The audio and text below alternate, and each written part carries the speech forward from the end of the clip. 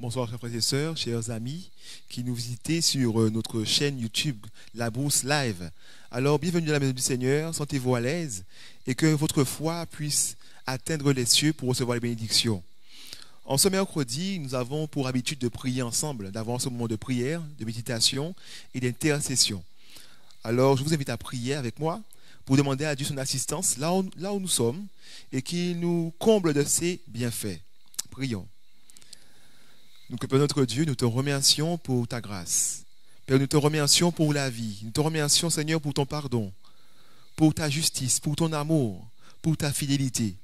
En ce soir, nous te prions de te manifester à nous, en nous pardonnant de nos manquements, en effaçant nos transgressions. Mais surtout, Seigneur mon Dieu, en nous accordant ton Esprit Saint. Fortifie-nous, entends-nous du haut des cieux, nous avons prié en Jésus et pour ta gloire. Amen. Alors, chers amis, avant de rentrer dans la méditation, je vous invite à nous disposer en chantant le numéro 128 de notre hymne et louange. Donc, ayez votre cantique avec vous, même si vous êtes à la maison, et chantez avec moi. Au numéro 128, comme une terre altérée, soupire après l'eau du ciel. Comme une terre altérée, soupire après l'eau du ciel. Nous appelons la rosée de ta grâce Emmanuel. Fraîche rosée, descendez sur nous tous. Ô divines ondées, venez arroser nous. Descends aux pluies abondantes, coule à flot dans notre cœur.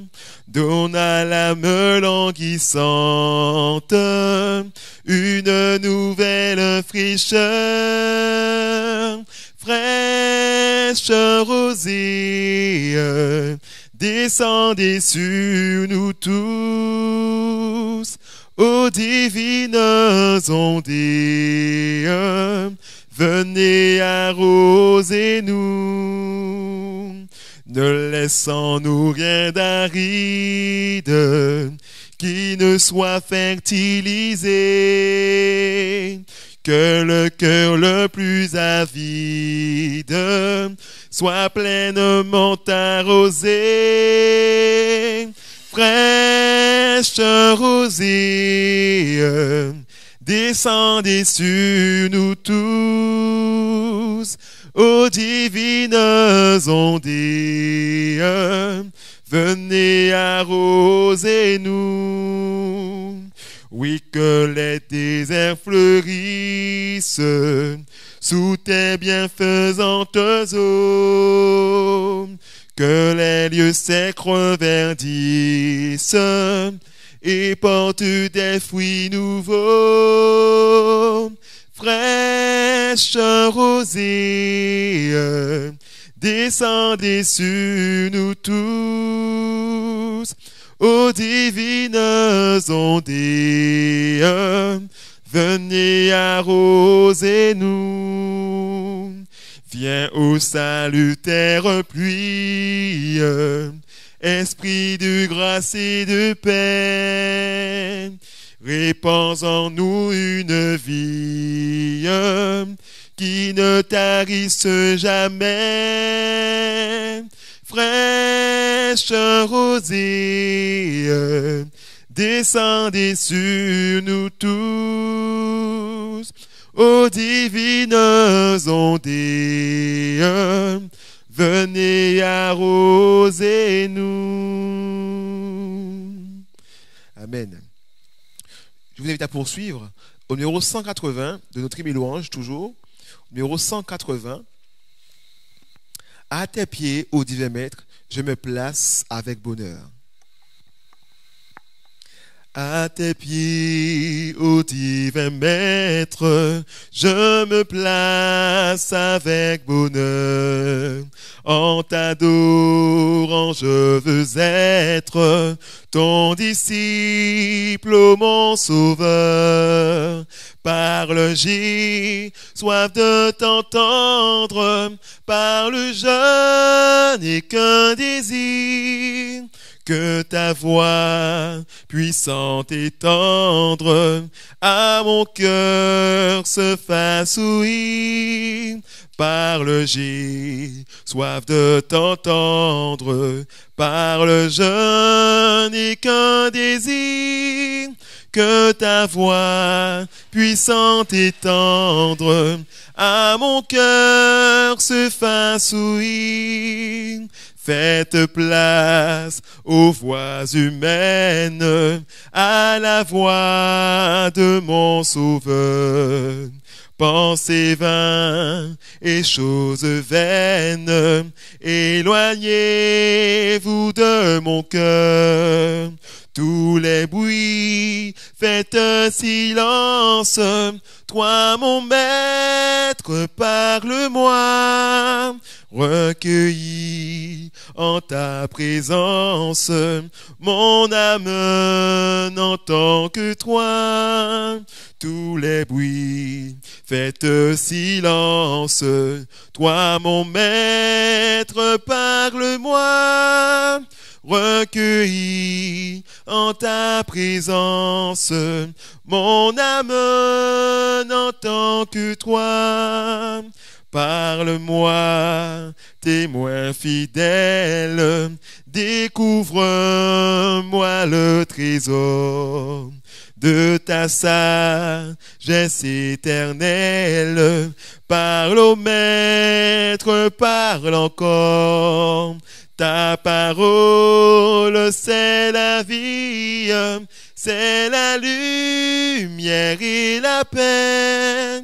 À ton école bénie, je veux rester à jamais.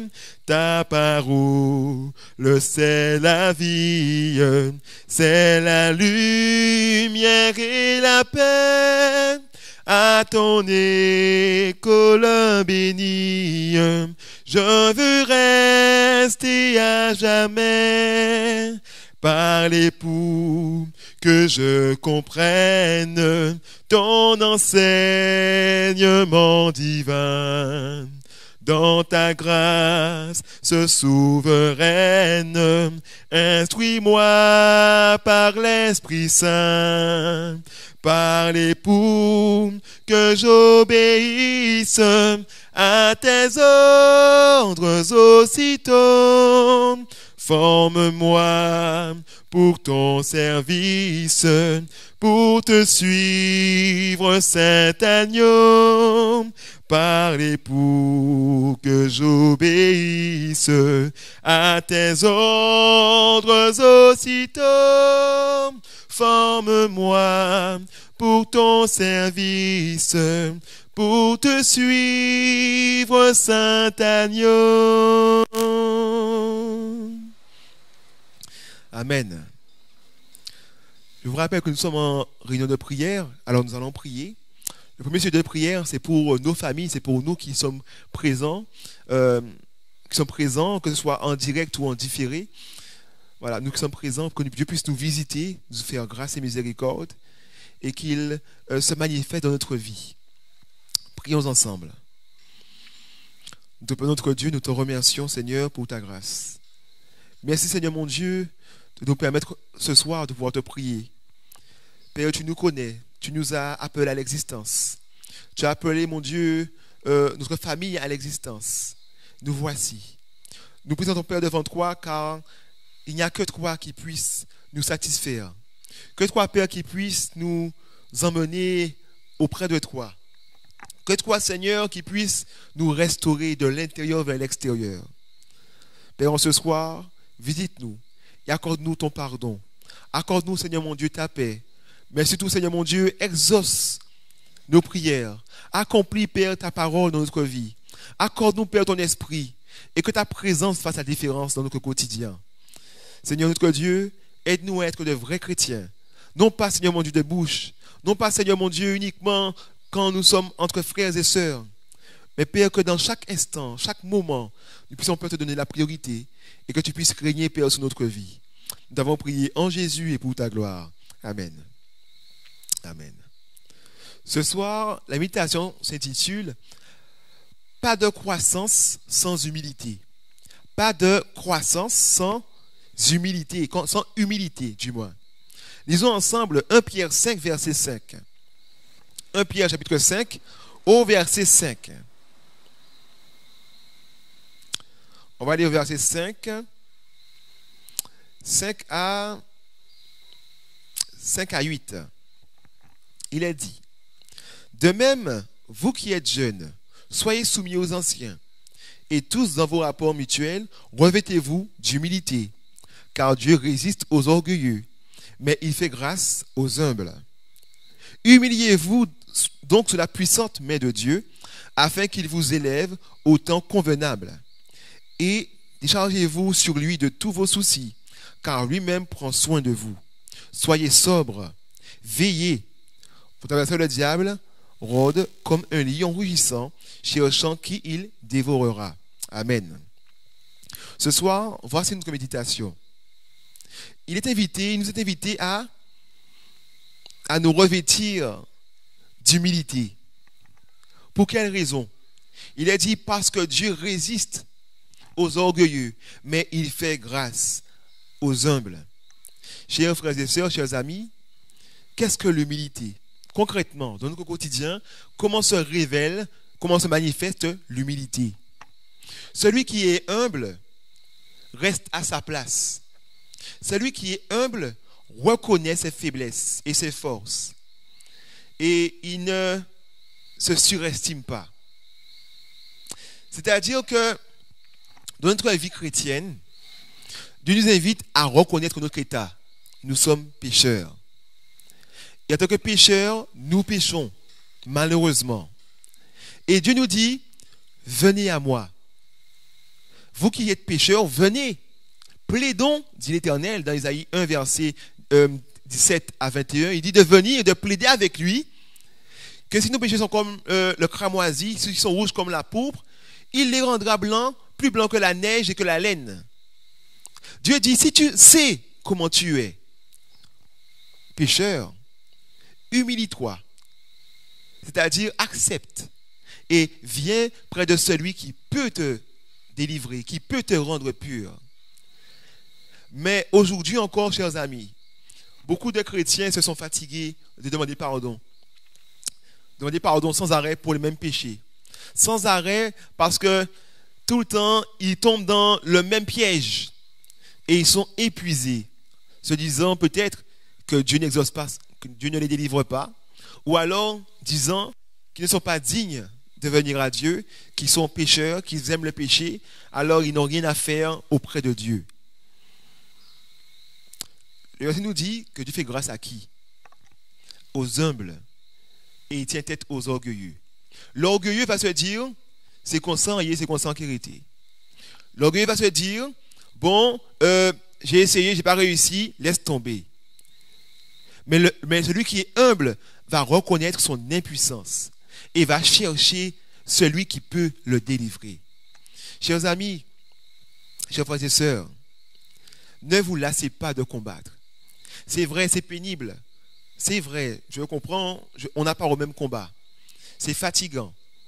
Tu as prié pour ce péché, tu te relèves, tu retombes dans le même péché. Tu pries de nouveau, tu demandes pardon, tu te relèves, tu retombes dans le même péché. Tu as même l'impression que tu es hypocrite. Tu as même l'impression qu'en réalité, tu es en train de te moquer de Dieu. Mais dis-moi, où irais-tu? Pourquoi arrêter d'aller plaider avec Dieu? Pourquoi arrêter d'aller confesser ton péché à Dieu? Tu vas aller où? Quand tu partiras loin de lui, est-ce que ça ira mieux? Est-ce que ton péché sera vaincu loin de Dieu? Non. Dieu sait qui il a appelé. Dieu a appelé des pécheurs. Et des pécheurs, un pécheur, ça pêche. Alors il sait pertinemment qu'en t'appelant, tu aurais eu des faiblesses, tu aurais eu des problèmes, des difficultés à marcher dans sa voie. Mais c'est lui qui se porte garant de te rendre pur. Alors humilie-toi, reconnais ton besoin, ta petitesse, et laisse Dieu être celui qui doit être dans ta vie. Et au verset, toujours dans 1 Pierre 5, au verset 6, il a dit, humiliez-vous donc sous la puissante main de Dieu, afin qu'il vous élève au temps convenable. Chers amis, Dieu veut vous délivrer. Dieu veut me délivrer de toutes mes addictions, de tous mes penchants, de toutes mes faiblesses.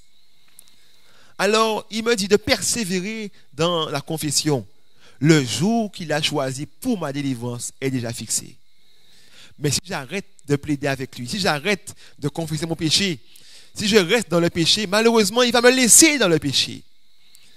Parce que Dieu respecte mon choix. Je l'invite à me délivrer, alors il vient me délivrer. Si je ne l'invite plus, malheureusement, il ne vient plus. Chers amis, je vais vous donner du courage ce soir en vous disant que le temps de Dieu est le meilleur des temps. Dieu ne prend pas plaisir au péché que vous faites, mais il sait le jour où il a choisi de vous délivrer si vous êtes dans la persévérance, dans la confession. Je vous invite à prier avec moi de nouveau quand nous sommes en moment de prière, demandant à Dieu de nous pardonner de nos manquements et d'accomplir cette promesse de 1 Jean 1 verset 9 qui dit que si on confesse nos péchés, il est fidèle et juste pour nous les pardonner et pour nous purifier de toute iniquité, c'est-à-dire pour enlever le péché en nous. Alors, réclamons cette promesse à Dieu. Là où vous êtes, faites-le et je prierai à cet instant pour chacun d'entre nous. Prions. Notre Père, notre Dieu, tu nous dis de nous humilier les uns aux autres, de rester Père dans l'humilité, car tu tiens tête à celui qui est orgueilleux. Seigneur, le péché nous enveloppe facilement, sans arrêt. Nous prions, à la suite de la prière, nous tombons. Nous luttons, mon Dieu, après nous nous lassons de lutter, nous rentrons, nous courons vers le mal. Seigneur, nous avons beaucoup de choses à confesser. Père, nous avons beaucoup de raisons de rougir devant toi et d'être mal à l'aise. Père, certainement, alors que nous prions, Satan est avec nous parce que nous avons ces actions avec nous. Et il nous réclame. Il te demande, mon Dieu, de nous laisser entre ses mains. Mais Seigneur, nous voulons te rappeler ce soir que tu as appelé des pécheurs. Tu nous as appelés, mon Dieu, et tu nous as garanti que tu agiras pour nous transformer. Tu, Seigneur mon Dieu, nous feras grandir. Tu, Seigneur mon Dieu, arracheras en nous l'idole. Seigneur, ne voulons pas te forcer, mais Père, nous nous humilions parce que c'est toi seul qui est notre salut. Nous voici, Seigneur, avec des années de lutte, des mois, des semaines, des jours, des décennies, Seigneur mon Dieu, à lutter contre des penchants, sans trouver une quelconque délivrance. Mais nous te disons, Père, ce soir que nous allons persévérer. Persévérer à tes pieds. Persévérer, mon Dieu, à nous prosterner, à te demander de nous pardonner et d'enlever cela en nous. Seigneur mon Dieu, accorde-nous la force aussi pour résister au malin. Seigneur mon Dieu, nous te réclamons le sang de Jésus, notre frère, notre sauveur. Ce sang, mon Dieu, qui a le pouvoir d'enlever en nous, mon Dieu, l'iniquité, de l'effacer. Alors, Seigneur mon Dieu, pardonne-nous car tu es fidèle et juste pour le faire. Et purifie-nous aussi, Père, car tu l'as promis. Nous t'avons prié, Seigneur mon Dieu, en Jésus et pour ta gloire. Amen. Amen. Toujours dans 1 Pierre 5, à partir du verset 5, nous sommes au verset 7. Il a dit, « Et déchargez-vous sur lui de tous vos soucis, car lui-même prend soin de vous. » Chers amis, avez-vous conscience de cela? Il est dit, déchargez-vous sur lui. Pour quelle raison? Parce que lui-même prend soin de vous. Vous allez me dire, mais attends, j'ai perdu mon travail, je suis malade, j'ai certainement attrapé la COVID-19, j'ai perdu des proches, rien ne va dans mon foyer, mes enfants s'irritent contre moi, contre nous, leurs parents, mon mari ou mon épouse. On a des conflits dans la maison, mais rien ne va. Certains vont dire, dès que j'ai accepté Christ dans ma vie, et bien voilà, c'est la catastrophe. Avant dans le monde, j'avais la paix, maintenant je n'ai pas de paix. Notre Dieu est celui qui nous décharge. Il retire le poids. Il retire en nous la culpabilité. Il retire tout ce qui nous fait rester à terre. Tout ce qui nous ralentit, il le prend sur lui. À condition, à mesure, bien sûr, que nous venions nous décharger sur lui de tous nos soucis. Chers amis, c'est important de faire cela. En gros, de manière pratique, comment le faire? Je vais te tutoyer. Tu prends une chaise. Tu trouves un coin, tu trouves un endroit, un espace où tu ne seras pas dérangé. Tu prends le temps de le faire. Tu t'assieds. Tu invites Dieu à s'asseoir. Et tu lui parles de tout. Tu déverses ce que tu as sous le cœur, tes réalités, tes peurs, tes angoisses, tes joies, tes doutes. Tu lui exposes tout ce que tu as sur le cœur. Décharge-toi de tout. Parce que lui-même prend soin de toi. Il le fait quand tu es vivant encore aujourd'hui. Il le fait quand certainement tu as pu manger aujourd'hui. Il le fait quand tu peux te déplacer. Et il y a encore beaucoup de bénédictions qu'il te donne sans que tu ne lui demandes. Mais quand tu te décharges sur lui, alors il peut agir, on va dire puissance 1000. Il agit encore davantage, plus encore dans ta vie si tu le lui permets. Une amie m'a posé une question, elle m'a dit, tu sais, j'ai un poids, j'ai un peu de colère contre Dieu. Je suis fâché contre lui. Parce que il y a des choses qu'il ne me donne pas. Comme je voudrais, je demande des choses, il ne me le donne pas. Voilà, je suis frustré et cette frustration m'irrite contre lui. Que faire? Sans doute, elle était tentée de se dire qu'elle n'était pas digne de Dieu, que ce qu'elle ressent est mauvais, ce qu'elle ressent, en fait, la disqualifie du salut. Plein de pensées. Mais moi, de lui dire, c'est normal que quelquefois, dans notre vie, nous ayons des frustrations. Et ces frustrations, comme nous sommes des êtres malheureusement charnels, nous emmènent à avoir une réaction charnelle, où on boude.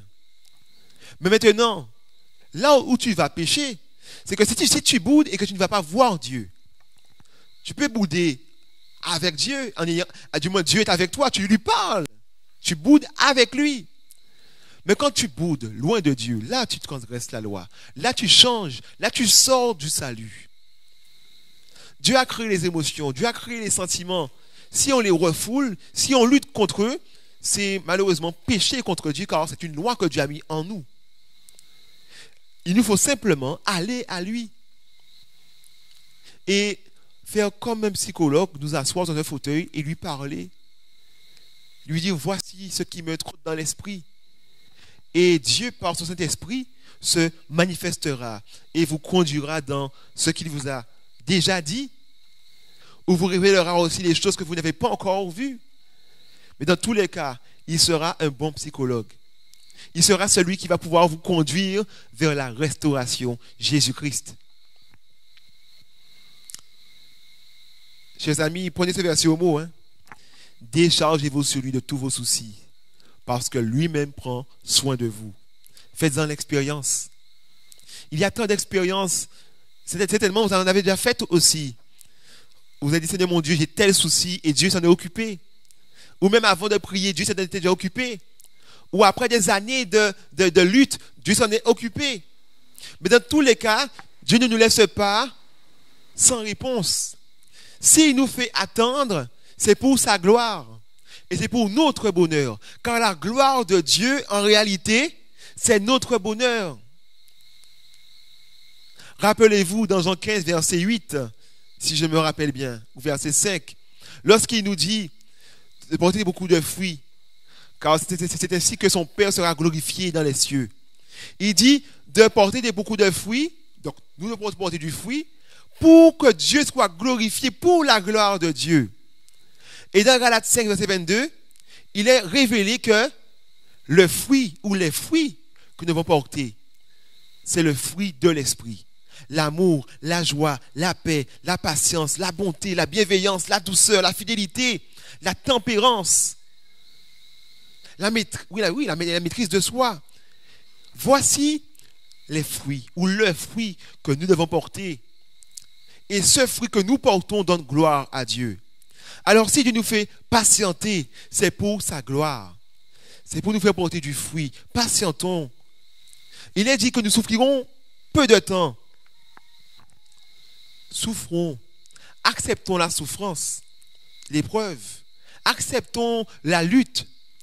Parce que cette lutte, après avoir triomphé d'elle par Jésus, le poids de gloire, le poids de paix et de joie, le poids de bonheur qui découlera de cette lutte sera incomparable à la souffrance qu'on a subie. Nous devons apprendre à nous décharger sur Dieu de tous nos soucis. Nous devons apprendre à avoir confiance en Dieu, même lorsqu'il fait noir. Nous devons avoir confiance en Dieu, même quand la mort nous guette. Même quand tout autour de nous se détruit, se dégrégole. Nous devons apprendre à nous humilier et à nous décharger sur Dieu. S'il faut passer du temps à pleurer au pied de Dieu, passons le temps qu'il faut à pleurer au pied de Dieu. Ce n'est pas un problème, cela. Le problème, c'est d'aller pleurer loin de Dieu. Le problème, c'est d'aller pleurer sans Dieu. Pleurer avec Dieu. Si vous êtes fâchés, soyez fâchés, non pas loin de Dieu, mais avec Dieu. Plaidez avec lui. Et c'est lui qui va vous restaurer, qui va vous consoler. Humiliez-vous. Bannissez l'orgueil. Il n'y a pas de croissance spirituelle sans humilité. Lorsque le chrétien, lorsque l'enfant de Dieu reconnaîtra enfin que sans Jésus, que sans Dieu, il ne peut rien faire, lorsqu'il va le reconnaître, enfin il goûtera au bonheur. Tant qu'il essaie de diriger sa vie, tant qu'il essaie de faire sans Dieu, il n'aura que du malheur. Les épreuves viendront et vont le terrasser.